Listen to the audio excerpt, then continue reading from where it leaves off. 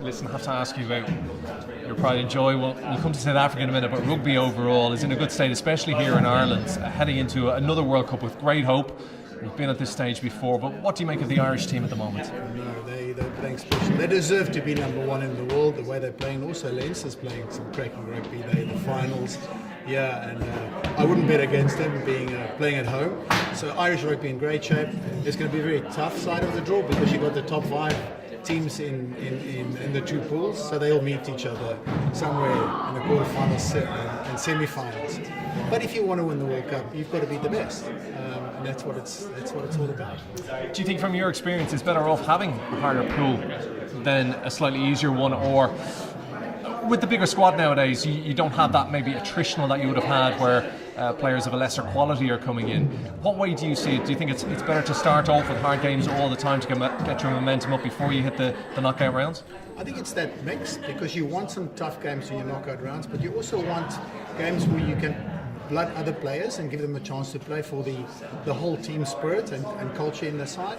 And then knockout rugby is knockout rugby. It's do or die stuff. Some team is going forward and one team is going back. But I think it's a balance. Not too tough games in your pool, but also giving the other players a chance to perform. Do you think Ireland have the right mix though? When you look at them, we always say sometimes the perfect mix is to have a team that's beautiful to watch and that wins. Sometimes it's very hard to get that balance, but that's the balance that Andy Farrell seems to have created within this side.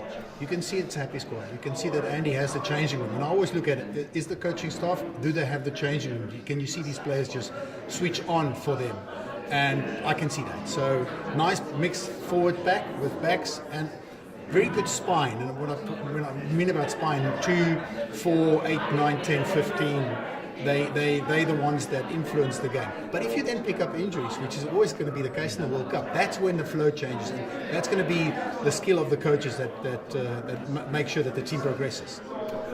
The home advantage for France or the European advantage for the Northern Hemisphere sides, how much of an advantage is that in real terms? It can be. It can also be a disadvantage, depending on the culture and how you approach it. Because playing at home for us was an advantage. I would say 10 to 15% playing in front of your own people.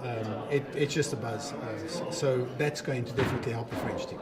I have to ask you about your home team. Sia Khaleesi, a big injury out, a big loss if he's not available. How are South Africa approaching this World Cup? Optimistic? I think so. They are reigning world champions. They have got the stable coaching staff that were involved in 2019. They really have a really good pack, maybe almost 2 packs. But again, what is the injury scenario going to be like? There's talk that Sia might be back even, so who knows? And then the players that are they on form? And those players are starting to hit nice form, especially again in the spine, as I've explained in my previous answer to your question. And listen, I have to ask you as well, if you were going to say stick your money on one team, who do you think is going to come out on top? That's unfair, because obviously I would want South Africa to come out on top, but I would be wary of the home team. I think France, they're playing great rugby, but I do think that anyone in this pool, the 2 pools, can win the World Cup.